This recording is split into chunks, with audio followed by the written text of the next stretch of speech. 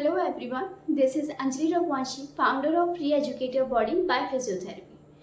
Today we will be talking about PIVD, Prolapse Intervertebral Disc. हमारे spine में 33 vertebrae होती हैं जो कि कनेक्टेड होती हैं एक जॉइंट से, जिसे हम लोग कहते हैं इंटरवर्टिब्रल डिस्क। सपोज जो भी हम लोग मूवमेंट करते हैं या फिर जो भी अगर हम लोग एक्टिविटी परफॉर्म करते हैं, सपोज जंप कर रहे हैं, बेंड कर रहे हैं या फिर ट्विस्ट कर रहे हैं अपनी बॉडी को, वो सिर्फ पॉसिबल है इंटरवर्टिब्रल डिस्क की वजह से। डिस्क एक शॉक एब्जॉर्बर की तरह भी काम करती है। सपोज फॉर एग्जांपल कि जब भी हम कोई बाइक खरीदते हैं या फिर कोई कार खरीदते हैं तो हमेशा ये देखते हैं ना कि एक सॉकर कितना अच्छा है उसका। सपोज स्पीड ब्रेकर से अगर वो होकर जा रहा है तो उसका सॉकर जितना अच्छा होगा उतना आपके लिए कंफर्टेबल होगा और उतना आपको जर्क कम लगेगा, सब उतना ही आपको गड्ढों से बचाएगा इन केस। तो अब क्या होता है, जो हमारी इंटरवर्टिब्रल डिस्क होती है उसका भी कुछ इसी तरीके का काम होता है। फॉर एग्जांपल वो एक एग्जांपल आप समझ लीजिए बन मक्खन की तरह।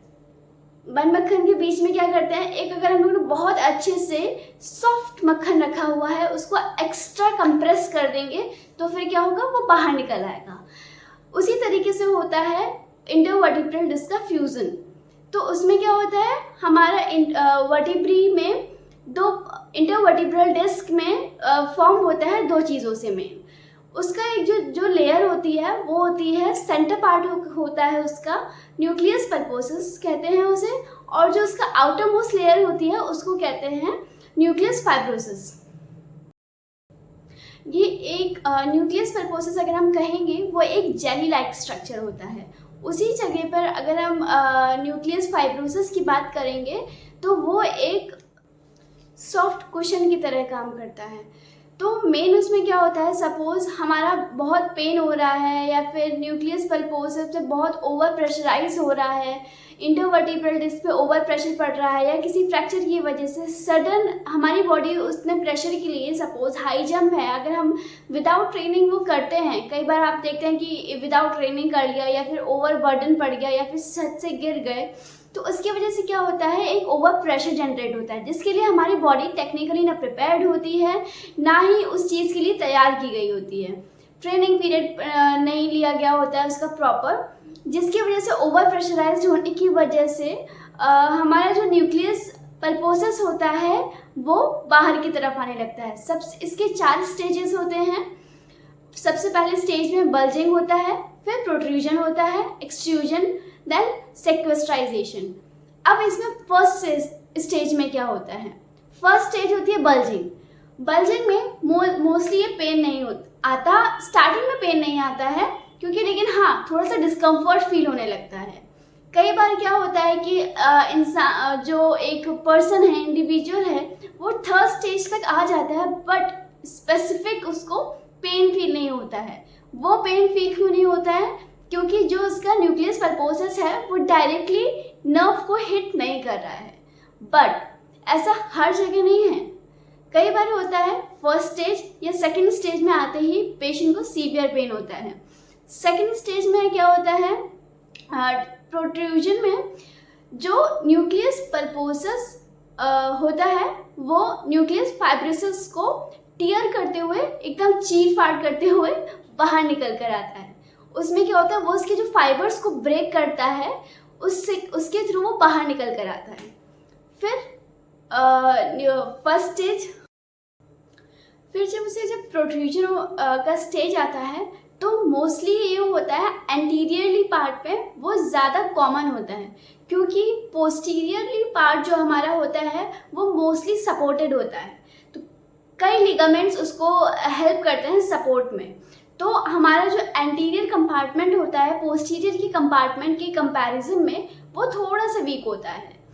अब मेन बात है कि उसका पेशेंट शिकायत क्या करता है, उसको फ्लेक्शन करने में पेन हो सकता है। मेनली जो पेन की शिकायत करेगा पेशेंट वो उस तरफ करेगा जिस तरफ उसका न्यूक्लियस पल्पोसस, न्यूक्लियस फाइब्रोसिस को टीयर करेगा, उस तरफ पेशेंट ज़्यादा शिकायत करेगा। फिर मेन क्या होगा, जो जैसे नॉर्मली जो पेशेंट का इफेक्टेड होता है वो एंटीरो लैटरली साइड ज़्यादा कंपार्टमेंट हिट करता है, क्योंकि पॉस्चर भी एक उसमें एक मेन इफेक्ट है, मेन कॉज सॉरी उसका एक पॉस्चर भी है। कई बार क्या होता है उसकी वजह से एक गेट पैटर्न में भी इफेक्ट आता है। अब फिजियोथेरेपी का क्या रोल है? मेन ये है, अगर आप स्टेज सेकंड से पहले या स्टेज सेकंड तक एक फिजियोथेरेपिस्ट के पास जाते हैं तो वो आपको प्रिवेंशन के साथ साथ एक्सरसाइज भी बताएंगे। हम यहाँ एक्सरसाइज इसलिए नहीं बता रहे हैं क्योंकि हर एक इंसान का बॉडी टाइप डिफरेंट होता है, बायोमैकेनिक्स डिफरेंट होती है, इसलिए हर एक पेशेंट के साथ वैरी करता है कि उसका ट्रीटमेंट प्रोटोकॉल क्या होगा और उसका डोज क्या रहेगा ट्रीटमेंट का, और प्रॉपर इंटरवेंशन क्या रहेगा। ये सारी चीज़ें आपका पेशेंट टू पेशेंट वेरी करता है कई बार। मेन चीज़ क्या होता है, अब हम सिम्टम्स की बात करेंगे कि पेशेंट सिम्टम की शिकायत क्या क्या करेगा। मेनली पेन का आएगा, साइट ऑफ इंजरी, अगर वो ट्रॉमेटिक है या फिर किसी इंजरी की वजह से उसको ये कॉज हुआ है तो फिर इंजरी जहाँ पर हुआ है वहाँ पर पेन आएगा, नहीं तो प्रोलॉन्ग्ड वे में स्टैंडिंग की वजह से पेन आएगा। कई बार क्या होता है कि अगर वो बैठने का कोई उसका पोजीशन ठीक नहीं है, सपोज इफेक्टेड साइड पर वो बेंड होकर बैठ रहा है तो उसकी वजह से भी पेन आएगा।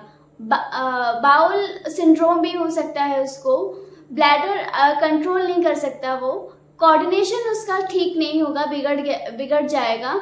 कई बार होता है कि उसका कॉग्निशन भी अच्छा नहीं होता है, बॉडी लिम्ब उसको बहुत हैवीनेस फील करता है, बॉडी हैवी फील होती है उसको। इसका एक मेन कॉज एक कंजेनाइटल एबनॉर्मेलिटीज़ भी हम लोग कह सकते हैं। तो आज सिर्फ इतना ही, फिर मिलेंगे नेक्स्ट टॉपिक के साथ। सो बाय, सी यू सून।